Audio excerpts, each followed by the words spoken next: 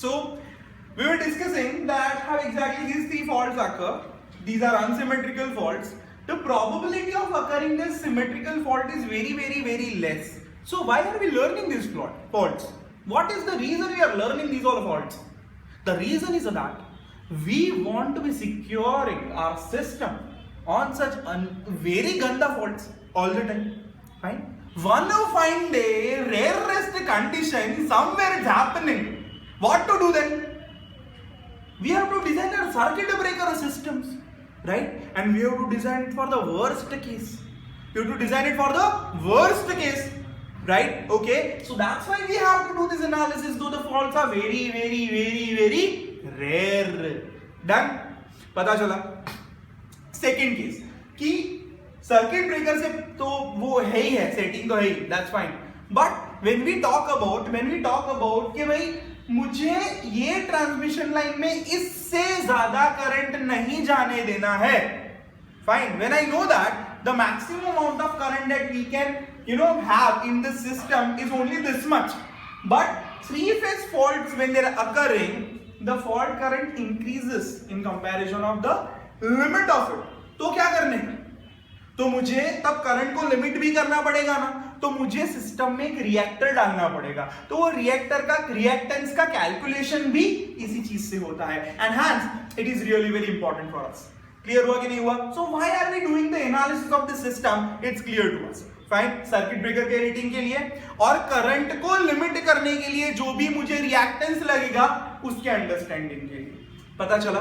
So that's why we do this and this is as such the worst condition.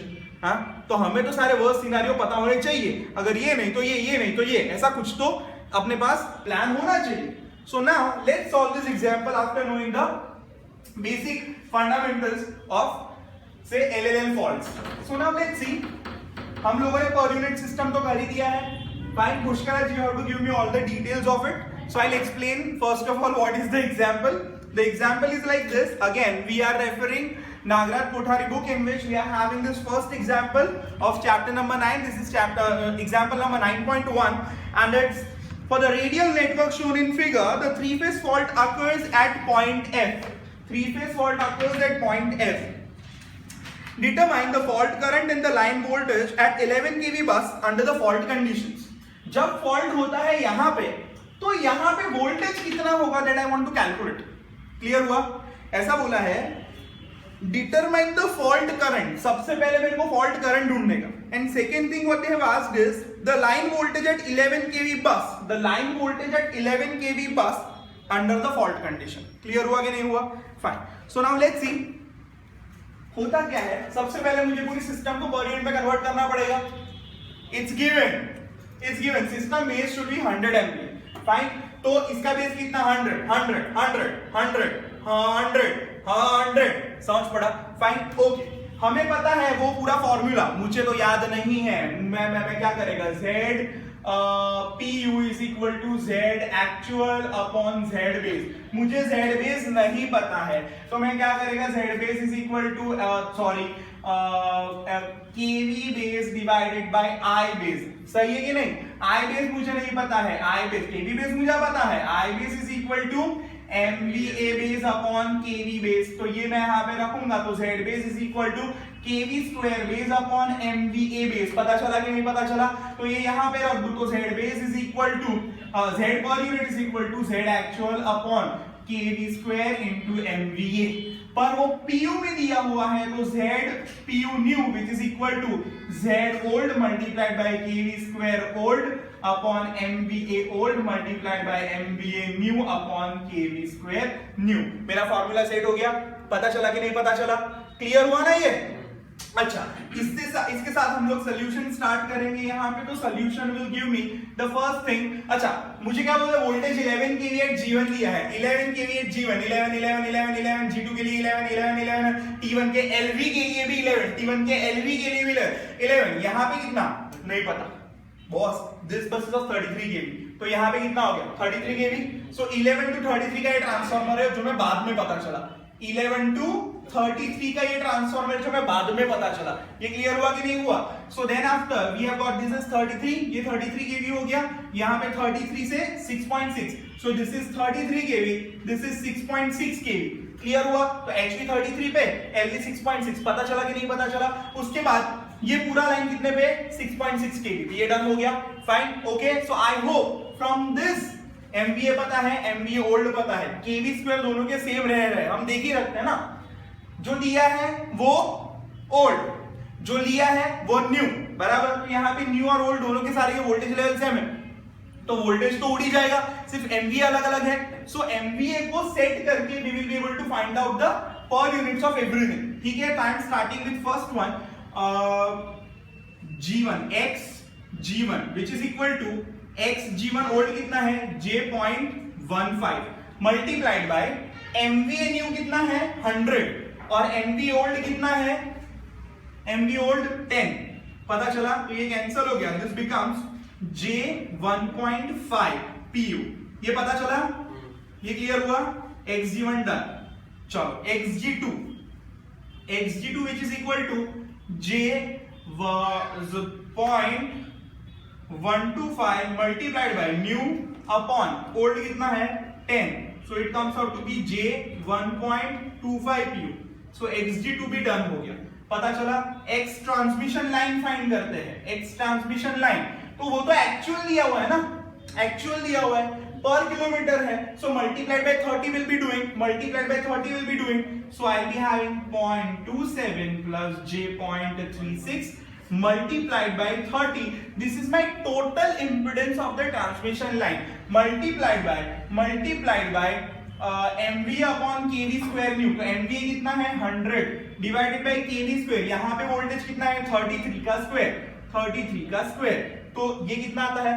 कुछ करा चलो, 0.744 plus J 0.992. So this is my X transmission line. Is it clear? But I should not write down now X because it is Z of the transmission line. So it has to be Z transmission line. पता चला तुझे?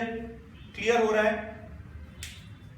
This is Z this much ohms per kilometer. 1 kilometre के लिए इतना है, तो 30 kilometre के लिए इतना होगा, तो ये टोटल हो गया ohms में MV upon kV square. Clear हुआ या नहीं हुआ? पता चला सबको? तुझे पता चला बेटा? फालतू है, दो बार खबर पड़ भी चाहिए तने, बोला वैसे। Okay, so now Z transmission line is done. Then after, let's talk about this transformer T2. So X T2 which is equal to हमारे पास ओल्ड कितना है? 8%, J 0.08 multiplied by MVA new 100 divided by MVA old कितना है? 5, ये कितना आ रहा है? 1.6, J 1.6 PU, so XT2 भी डन हो गया। और ये Z की बात करते हैं, so Z transmission line 2 which is equal to, ये इतना पर किलोमीटर है, multiplied by 3 kilometers, fine, so I'll be having 0.135 plus J 0.08 multiplied by 3, this is total impedance, multiplied by MVA new divided by KV square new which is 6.6 square, ये कितना आ रहा है? 0.929 plus J 0.55, ये clear हुआ कि नहीं हुआ? तो मुझे पूरा reactance diagram clear हो गया। So now I'll be drawing the entire reactance diagram which is like this, generator 1 उसका reactance, generator 2 उसका reactance, बाद में ये बस आ गया अपना, ये बस आ गया 11 kV का बस, पता चला?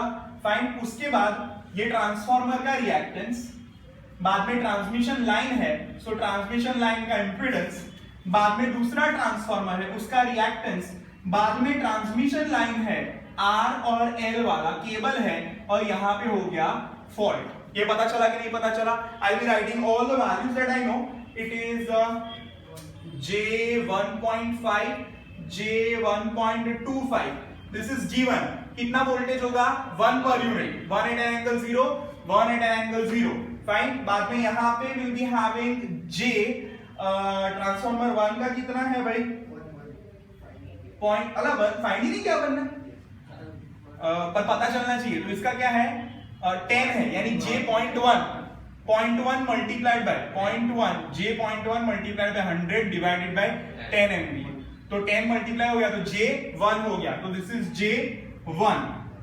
बाद में ये ट्रांसमिशन लाइन का 0.744 plus J.92, so J.922।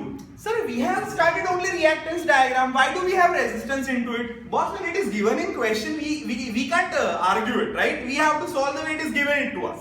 Clear हुआ कि नहीं हुआ? चल, ये होने के बाद ट्रांसफॉर्मर 2 कितना है भाई? J1.6 यहाँ पे है 0.929 and this is J.55. Is it clear?